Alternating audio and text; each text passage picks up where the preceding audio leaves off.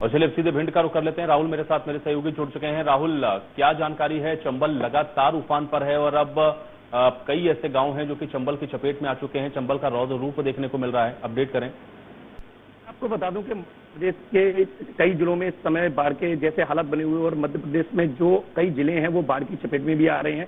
उसी क्रम में मध्य प्रदेश का जो भिंड जिला है, वहां का अटेर जो क्षेत्र है, इस समय बाढ़ की चपेट में है, या बाढ़ में, या कहूं कि बाढ़ जैसे हालात बने हुए हैं। यहाँ पर आप देख सकते हैं कि अटेर का जो मैं किला आपको दिखाने की कोशिश कर रहा हूँ, अटेर के किले के मुख्य द्वार तक पानी पहुंच चुका है। और अटेर के जो किले के आसपास के जो मुकुटपुरा गांव है और जो नावली वृंदावन है और यहाँ खैराट गांव है और देवालय गांव है, उसके सहित आसपास के और भी कई गांव हैं जो इस पानी की चपेट में हैं। और जो चंबल नदी में अपना विकराल रूप ले रखा है, उसका पानी अब गांव तक पहुंच गया और यहाँ के जो ग्रामीण है वो इस पानी की चपेट में आ गए और उनका जीवन अस्त व्यस्त हो गया। मेरे साथ में एक युवक भी, छात्र भी है जो ITI का पेपर देने के लिए, जिसका कल पेपर है, उसके द्वारा जिला प्रशासन से गुहार लगाई गई थी कि उसे किसी प्रकार अपने गांव से निकालकर और मुख्य रोड तक ले जाया जाए और वो अपना पेपर दे सके। मैं आपकी बात कराने की कोशिश करूँ, कैसे हालात हैं अभी? हालात बहुत गंभीर है सर, हालात बहुत गंभीर है सर। मैंने फोन किया था, SDM साहब को फोन किया था, NDA किया था, फोन किया था, तब फिर वो लोग आए स्टीमर लेके। मेरा कल का पेपर है, 3 बजे से पेपर है 5 बजे तक, इसलिए वो आए लेने और मैं अभी जा रहा हूँ बस थोड़ी देर में। बीच में आप किस गांव के रहवासी हैं? नावली वृंदावन। वहाँ पर गांव में स्थितियाँ कैसी हैं? प्रशासन के द्वारा क्या मुस्तैदी की गई है? मुस्तैदी कुछ ज्यादातर तो की नहीं गई है, लेकिन स्थितियाँ बहुत गंभीर हैं। हालात भी बहुत खराब है गांव के। कम से कम 90-80% गांव पूरा डूब चुका है। कोई सुविधा इस तरीके की पहुंची नहीं है वहां तक अभी। तो जिस प्रकार SDRF की टीम यहाँ से एक जगह से दूसरी जगह पर ग्रामीणों को ले जा रही है, छोड़ रही है, तो SDRF का काम से तो आप संतुष्ट हैं? हाँ, SDRF को कोई दिक्कत नहीं है और बाकी प्रशासन का भी कोई दिक्कत नहीं, लेकिन जो सुविधा मिलनी चाहिए वैसी सुविधा नहीं मिल पा रही। तो अभी गाँव से लगभग किन्हीं लोगों ने पलायन किया है या आसपास के गाँव से कोई खबर आप लोगों को? नहीं, ऐसी कोई खबर नहीं है। तो आप देख रहे हैं कि किस प्रकार जिला प्रशासन के द्वारा लगातार इन बाढ़ संभावित जो क्षेत्र हैं जहां पर बाढ़ों का पानी पहुंच चुका है, नदी का पानी पहुंच चुका है, वहां पर अपनी राहत कार्य का काम किया जा रहा है। अभी और आगे का जो प्लान है वो जो टीमें लगी हुई हैं उनके पास क्या है? क्योंकि जिस गांव का आप जिक्र कर रहे हैं, जिस मुकुटपुरा का आप जिक्र कर रहे हैं, अगर वो चारों ओर पानी से घिर चुका है या जैसा आप दिखा रहे हैं तस्वीरों में हम लोग देख पा रहे हैं कि पानी पूरी तरह से अपनी जद में इस पूरे गांव को ले रहा है, तो अब उनको किस तरह से रेस्क्यू किया जाएगा? उनको जो तमाम जरूरत के सामान है वो कैसे उपलब्ध करवाए जाएंगे? प्रशासन की इसको लेकर क्या तैयारी है? थोड़ा इसको अपडेट करें।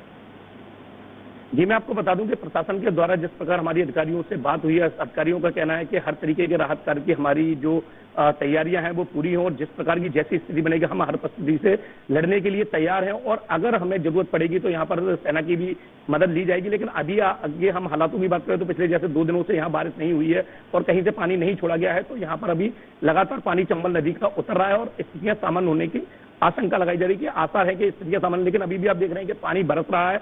और आप मेरे पीछे भी देख सकते हैं कि ये गांव के कुछ स्कूल हैं, कुछ मस्जिद बनी हुई है और ये जो खंभे बिजली के पोल आप देख सकते हैं मेरे जस्ट थोड़ा सा ऊपर ही जो बिजली की हाई टेंशन लाइन है उसके खंभे पूरी तरीके से पानी की जद में हैं और डूबे हुए हैं। तो स्थितियां बिल्कुल यहाँ पर सामान्य नहीं है, लेकिन सामान्य होने के आसार लगाए जा रहे हैं। जी बिल्कुल। और राहुल, इसके अलावा तकरीबन कितनी आबादी होगी इस पूरे ग्रामीण परिक्षेत्र की जहां पर अभी आप यहां पर मौजूद हैं? और क्योंकि गांवों के अंदर पूरी तरह से हम लोग देख रहे हैं कि पानी भरा हुआ है, तो फिर उनके सामने जाहिर है कि बड़ी समस्या होगी, क्योंकि संपर्क न सिर्फ शहरों से कटा हुआ है बल्कि वो एक दूसरे के आसपास भी नहीं जा सकते हैं मदद के लिए। तो यहाँ पर लोग किस तरह से परेशान है और उनके लिए क्या इंतजाम हो चुके हैं? वहां पर प्रशासन वहां पर 24 घंटे उपलब्ध है उनके लिए किसी भी तरह की राहत या मदद के लिए? इस तरह की स्थितियां आपको वहां पर दिख रही हैं क्या राहुल?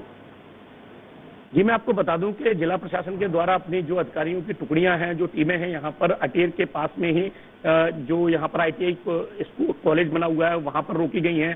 जो तहसील है वहाँ पर रोकी गई है। SDMO को आदेश दिए गए हैं, SDM, तहसीलदार, हालांकि जो गांव के सरपंच हैं उन तक को कहा गया कि अगर बाहर से कोई व्यक्ति आता है तो उनके रहने की, रुकने की, खाने पीने की व्यवस्था की जाए।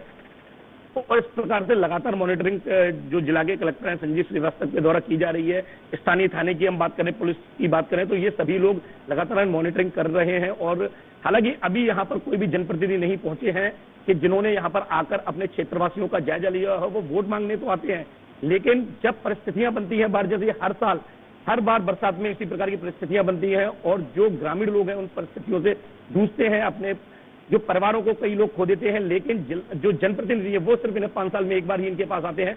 कई दावे करते हैं, कई वादे करते हैं, लेकिन अगर हम वास्तविक स्थितियों की बात करें तो यहाँ पर हर कुछ शून्य दिख रहा है और सब कुछ जलमग्न दिख रहा है। जी चलिए, बहुत शुक्रिया राहुल इस तमाम बातचीत और जानकारी के लिए।